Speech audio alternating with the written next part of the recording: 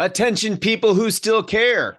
How can regular people like us make money by fixing our broken financial system? This is the question we ask on the Crowd Effect podcast. I am your host, Paul Lovejoy, activist investment advisor at Stakeholder Enterprise. On today's show, Wells Fargo shareholders sue Wells Fargo for conducting fake diversity interviews. What's up with that? But before we get into that, I first want to tell a story. Once upon a time, there were two prominent organizations, Unity Tech and Harmony Corp. These companies were known for their contrasting approaches to diversity hiring. Unity Tech, driven by a pressure to meet diversity targets, adopted a mandated diversity hiring strategy. They implemented strict quotas and imposed rigid guidelines to achieve a predetermined level of racial diversity within their workforce.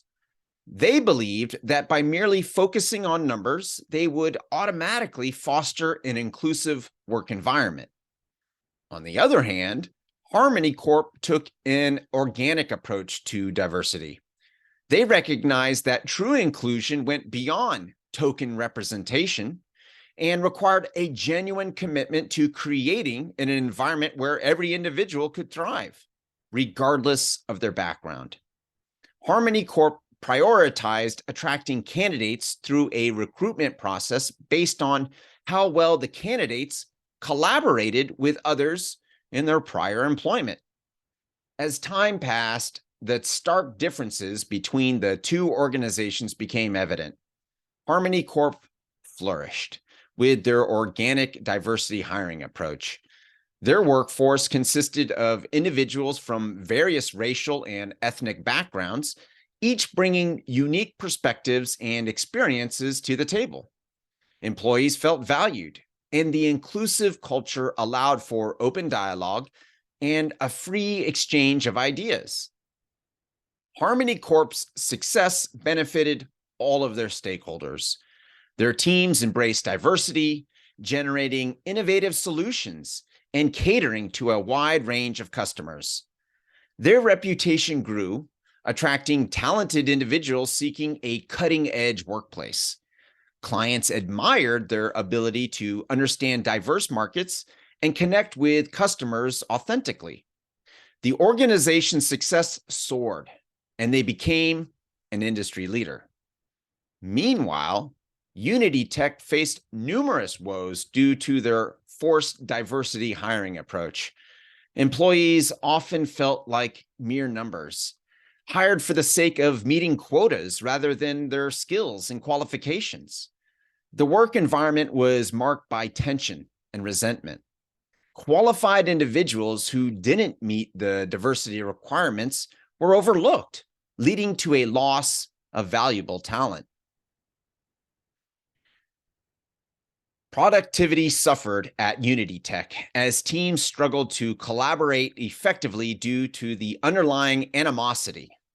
Innovation was stifled as employees were reluctant to share their perspectives honestly. Clients sensed the disharmony within the organization and their trust dwindled. Unity Tech's reputation suffered, and they struggled to keep up with their competitors. As time passed, Unity Tech realized their flawed approach and the negative impact it had on their company. They began reevaluating their diversity strategy and shifted their focus to the organic approach. While Unity Tech embarked on this transformational journey, Harmony Corp continued to thrive. Their strong foundation of organic diversity hiring allowed them to adapt to changing times and sustain their success. Now, this is a story of fiction. However, the two different approaches to diversity hiring is very real, with real-world consequences, which leads us into our main news story of the day. Wells Fargo shareholders suing Wells Fargo for fake diversity interviews. Now, they asked a California federal judge to allow a lawsuit over the bank's diverse hiring policy to proceed after Wells Fargo filed a motion to dismiss. Now, the lawsuit was originally filed last year, June of 2022, after a New York Times article alleged that Wells Fargo had been holding fake interviews for non-white and female job seekers for positions that had already been offered to other candidates. The lawsuit alleges that Wells Fargo's diverse hiring policy was a sham and that the bank's executives knew about the practice. The shareholders are seeking class action status and damages for the losses they incurred when Wells Fargo's stock price fell in the wake of the Times article. Wells Fargo has denied the allegations and has asked the court to dismiss the lawsuit. A hearing on the shareholders' motion is scheduled for later this month. The lawsuit is the latest in a series of challenges facing Wells Fargo. The bank has been under fire for numerous of scandals in recent years, including its fake account scandal and its mortgage discrimination lawsuit. The diversity hiring lawsuit is a new front in the battle for Wells Fargo's future. Okay, so why is Wells Fargo doing this? Why are they conducting fake interviews? Now, I don't know, but I can certainly speculate. The reason, I think, is because of this mounting pressure to have diversity within their workforce.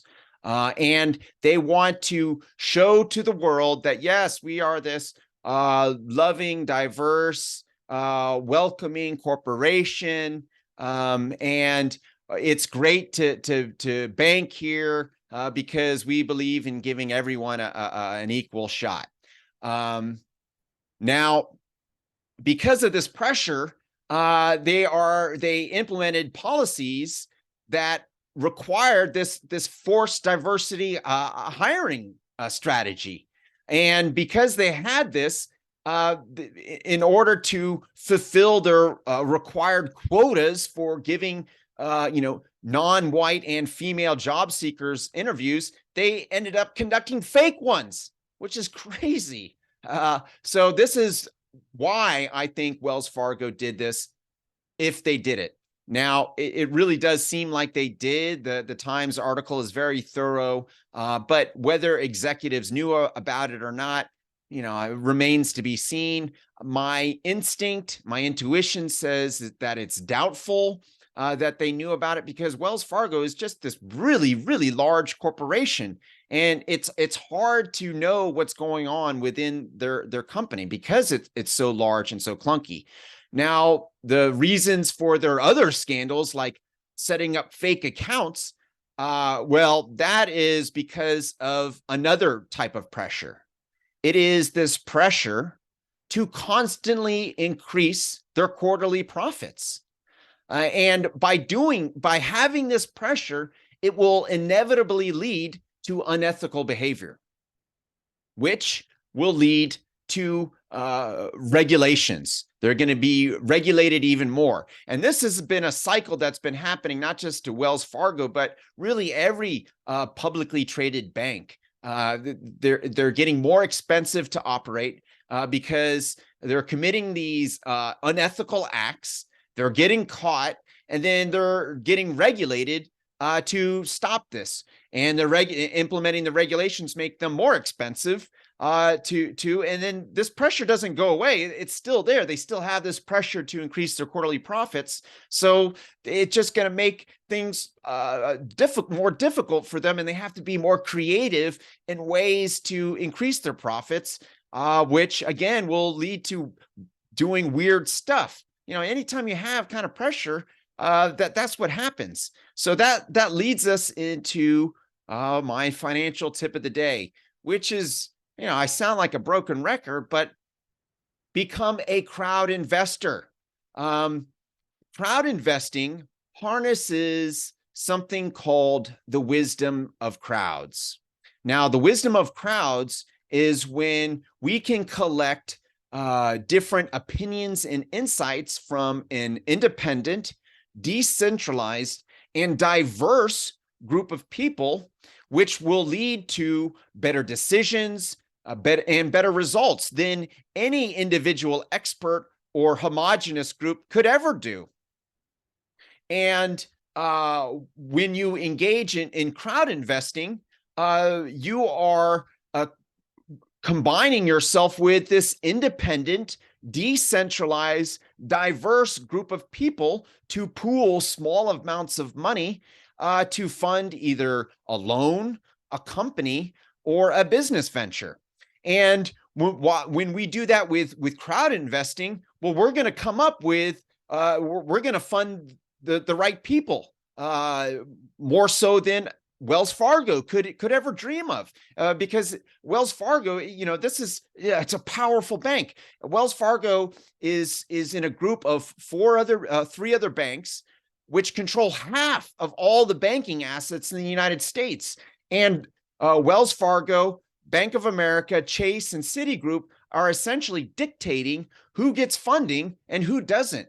And with crowd investing and harnessing this wisdom of crowds and taking all the diversity that's in our country and all their valuable insights and opinions, and collectively we are investing in the right people, because we are harnessing this power. We're able to make better decisions, and we're able to have better results because of this diversity of opinions and insights. It's like with one person, you just have kind of a narrow view of a picture.